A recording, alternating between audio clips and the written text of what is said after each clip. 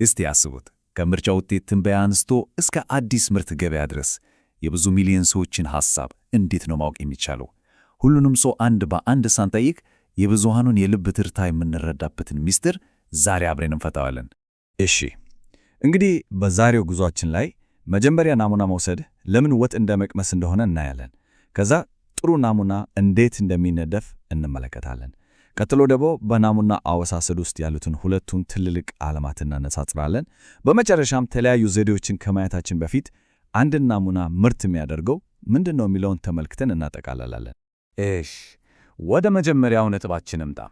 እንዴት ነው ትልቁን ምስል ለመረዳት ያችን ትንሽ ቁራጭ ብቻ መመልከት በቂ የሚሆነው? ያው ዋናው ሐሳብ ይሄ ነው። ልክ አንድ ድስት ሙሉ ወጥ ሲሰራ ጨው ገብቶበታል ወይስ አልገባበትም ለማለት ሙሉን ድስት መጨረስ አይጠበቅብንም አይደል? በቃ አንድ ማንኪያ ቀምሶ ማወቅ ይቻላል። ስታቲስቲክስም ውስጥ ልክ እንደዛው ነው።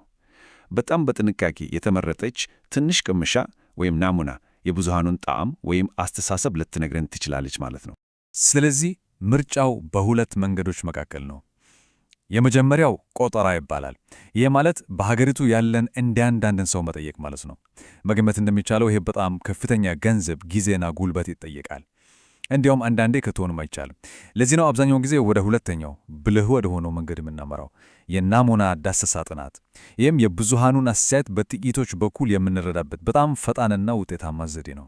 እሺ፣ ያችን አንድ ማንኪያ ወጥ እንዲሁ በአጋጣሚ ብቻ አንወስዳትም።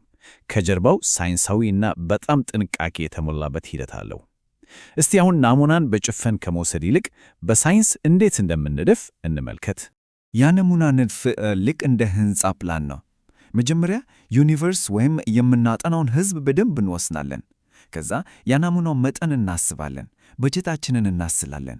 እያንዳንዱ እርምጃ በጥንቃቄ የታቀደ ነው። ይህ ለምን ይጠቅማል? ውጤቱ በግምት ሳይሆን በማስረጃ ላይ የተመሠረተ እንዲሆን ያደርጋል። አሁን የጉዟችን መፈረቂያ መንገድ ላይ ደርሰናል። እያንዳንዱ የናሙና ዘዴ ከሁለት ትልልቅ ዓለማት በአንዱ ስር ነው የሚመደበው። የእነዚህን ሁለት ዓለማት ልዩነት መረዳት የአንድን ጥናት አስተማማኝነት ለመገምገም በጣም ቁልፍ ነገር ነው። የመጀመሪያው ዓለም ፕሮባቢሊቲ ናሙና ይባላል። እዚህ ላይ ዋናው አስማት በዘፈቀደ መምረጥ የሚለው ላይ ነው። የእያንዳንዱ የሕዝቡ አባል የመመረጥ የታወቀ ዕድል አለው። ልክ እንደ ሎተሪ ዕጣ ማለት ነው። ይህ በዘፈቀደ መሆኑ ከናሙናው ያገኘነውን ውጤት ወስደን ለብዙሃኑ ሕዝብ በሙሉ በሳይንሳዊ መተማመን እንድንናገር ያስችለናል። ሁለተኛው ዓለም ደግሞ ናን ፕሮባቢሊቲ ናሙና ይባላል። እዚህ ጋር ሎተሪ የለም። ምርጫው በአጥኙ ኢግል ውሳኔ ወይም ምቾት ላይ ነው የሚመሠረተው። ለምሳሌ አጥኙ በቀላሉ ሊያገኛቸው የሚችላቸውን ሰዎች ብቻ ሊጠይቅ ይችላል። ይህ ፈጣን ሊሆን ይችላል፣ ግን የብዙሃኑን አስተያየት በትክክል ይወክላል ለማለት ትንሽ ያስቸግራል። አያችሁ፣ ይህ ሰንጠረዥ የሁለቱን ዓለማት ልዩነት በጣም ግልጽ ያደርገዋል። ዋናውን ልዩነት ውክልና እና ስህተት በሚሉት ረድፎች ላይ ማየት እንችላለን። በፕሮባቢሊቲ ናሙና ጊዜ የውጤቱ የስህተት መጠን በስሌት ሊታወቅ ይችላል። ይሄ ደግሞ መተማመንን ይፈጥራል። በነን ፕሮባቢሊቲ ናሙና ግን ያንን የሂሳብ ዋስትና ማግኘት አንችልም። በጣም ጥሩ። እንግዲያው የእያንዳንዱን ዓለም የመሳሪያ ሳጥንን ክፈት እና በውስጡ ያሉትን የተወሰኑ ታዋቂ ዘዴዎችን አንድ በአንድ እንመልከት። እስቲ አንድ ምሳሌ እንውሰድ። የከተማዋን ተወዳጅ ፓርክ ለማወቅ ፈለግን እንበል። በግራ በኩል ባለው ዘዴ ወደ ዋናው መናፈሻ በር ላይ ቆመን መጀመሪያ ያገኘናቸውን 50 ሰዎች ጠየቅን። ይሄ ምቹ ናሙና ይባላል። ፈጣን ነው፣ ግን አድሏዊ ሊሆን ይችላል። ለምን? ምክንያቱም በዚያ ሰዓት ያንን ፓርክ የሚጠቀሙ ሰዎች ብቻ ነው ያካተተው። በቀኝ በኩል ያለው ቀላል የዘፈቀደ ናሙና ግን ከከተማው ነዋሪዎች ዝርዝር ውስጥ በዘፈቀደ 50 ሰዎችን ይመርጣል። ይሄ ለሁሉም ሰው እኩል ዕድል ስለሚሰጥ የበለጠ አስተማማኝና ሚዛናዊ ውጤት ያስገኛል ማለት ነው። እነዚህ ሁለቱ ዘዴዎች በውጫዊ መልኩ ውክልናን ለማረጋገጥ የሚሞክሩ ይመስላሉ። በግራ በኩል ያለው ኮታ ናሙና አጠኙ የተወሰነ ቁጥር ለማሟላት የፈለገውን ሰው ይመርጣል። በስትራቲፋይድ ናሙና ግን መጀመሪያ ሕዝቡን በቡድን እንከፍላለን። ከዛ ከያንዳንዱ ቡድን ውስጥ በዘፈቀዴ እንመርጣለን።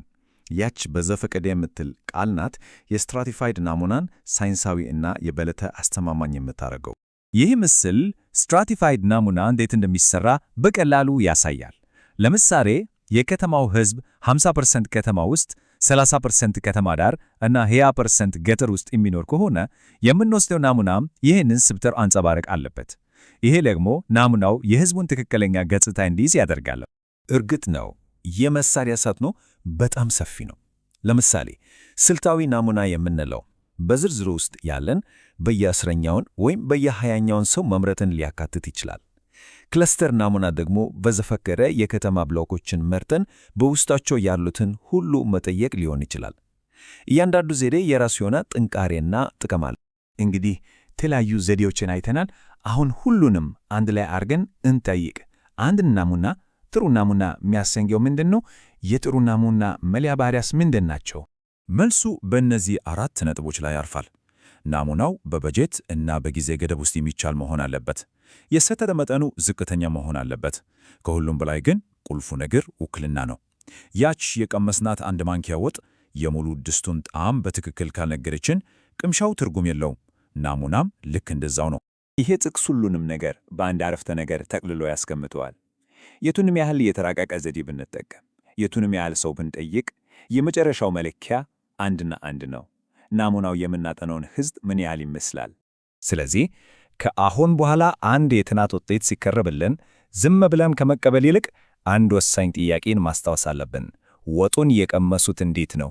የተጠቀሙበት የናሙና ዘዴ የሙሉ ድስቱን ጣዕም በትክክል ሊነግረን ይችላል ወይ? ይህንን ጥያቄ መጠየቅ በመረጃ በተሞላ ዓለም ውስጥ አስተዋይ ተመልካች እንድንሆን በጣም ያግዘናል።